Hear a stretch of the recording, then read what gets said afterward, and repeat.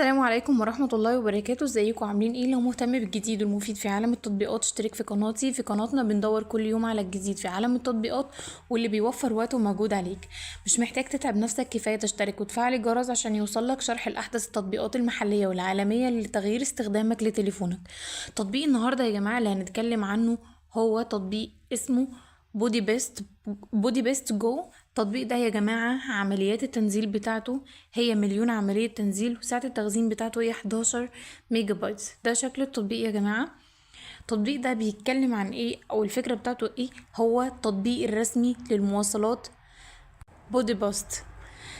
بيوفر للمستخدمين جميع المعلومات اللي بيحتاجوها للنقل في المدينة بسهولة ويسر. مزايا البرنامج ده ايه يا جماعة؟ ان هو بيساعدك في تخطيط الرحلة، وبيساعدك على العثور على افضل طرق للوصول للوجهة بتاعتك او للمكان اللي انت رايحه باستخدام وسائل النقل العامة المختلفة، زي مثلا حافلات، مترو، ترام، اي حاجة. كمان يا جماعة من مزاياه ان هو بيقدر من خلاله تشتري تذكرة المواصلات مباشرة من التطبيق، من غير ما تقف في طوابير وتقف مستني ان انت تقطع التذكرة. عايزة كمان اقول لكم يا جماعة ان هو بيوفر معلومات حول مواعيد الوصول، تاريخ وتأخير الحفلات او اضطرابات في حركة المرور، فهو بيعرفك المعلومات دي كلها. كمان يا جماعة بيقدم لك خرائط مفصلة لشبكة المواصلات في بودي باست. كمان يا جماعة بيوفر لك معلومات عن المعالم السياحية الشهيرة في المدينة. طيب عيوب التطبيق ايه يا جماعة؟ اللغة.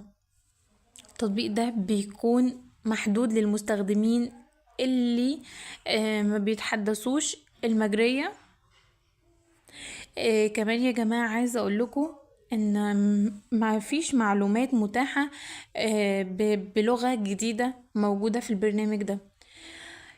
التطبيق يا جماعة بيحتاج لتحديثات متكررة لإصلاح الأخطاء وتحسين الأداء، ودي حاجة من العيوب اللي في التطبيق. وإن التطبيق بيعتمد بشكل عام على الاتصال بالإنترنت. طيب رأي الناس ايه في التطبيق ده؟ هو رأي الناس اللي استخدموه قالوا ان هو مفيد جدا للسايح وللزوار اللي هم عايزين يزوروا ويكتشفوا البلد دي اللي هي بودي باست، ويقدر من خلالها ان هو يستخدمه، والمعلومات اللي هو محتاجها هو بيوفرها البرنامج ده. طيب الآراء السلبية ايه يا جماعة؟ الآراء السلبية ان بعض الناس بيشتكوا من بعض الأخطاء التقنية والتأخيرات في تحديث المعلومات. عايزة اقول لكم يا جماعة ان احنا القناة بتاعتنا هي القناة الوحيدة اللي بتتكلم عن التطبيقات بدون تحييز لأي تطبيق، وكل واحد في قناتنا هيقول تجربته الحقيقية في التعليقات. هنثبت تعليقه علشان الكل يستفيد من تجربته، سواء كانت تجربة إيجابية أو تجربة سلبية.